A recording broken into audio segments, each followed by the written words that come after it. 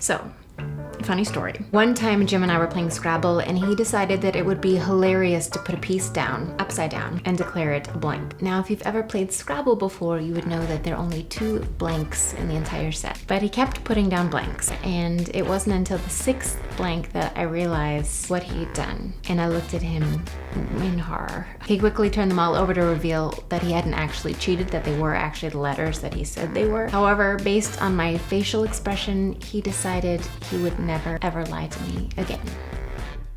In a 2002 study at the University of Massachusetts done by psychologist Robert Feldman, he found that about 60% of people told an average of 2 or 3 lies in a single 10-minute conversation. We lie to gain ground, to appease, to cajole, and manipulate. Sometimes we lie for what we consider good reasons. We all know that one lie leads to another, and another, and another. We can handle it until we can't, and we fall on our faces. Physically, lying is relatively uncomfortable. Our heart and breathing rate increases and we start to sweat, get dry mouth, maybe even shake. Lying is something that existed before our language came about. So humans worked really hard to become expert lie detectors before a single word was uttered. Some methods were not so effective. Around 1000 BC in China, a suspect accused of lying was forced to fill their mouth with dry rice, wait, then spit it out. If the rice was dry, well, we got a liar on our hands. In the 1870s, phrenology and graphology became our new lie detection go-tos. In 1881, physician Cesare Lombroso began studying an accused person's blood pressure when it came to lying. And the polygraph or lie detector was finalized in 1921 by William M.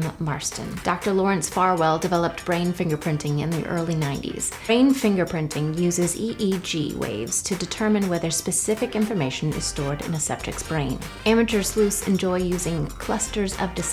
These non-verbal behaviors, when presented in clusters, set off alarm bells in our brain that something's up. But that might not be our biggest problem. Our biggest problem is the lies we tell ourselves. Well, let's break it down. When someone asked you, "Have you been?"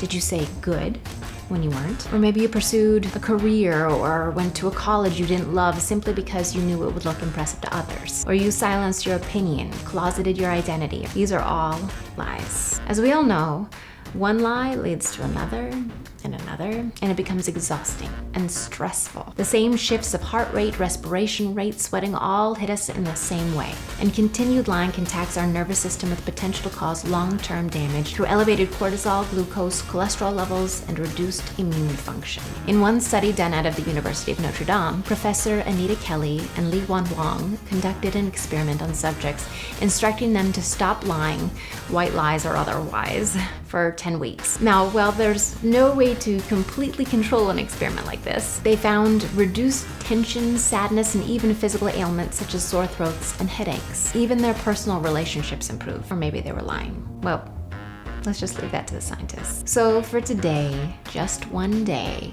try not to lie. Not a single lie. You might experience some fallout, or perhaps, maybe, you might just find it refreshing. Thank you for watching. Please like and subscribe. Be well.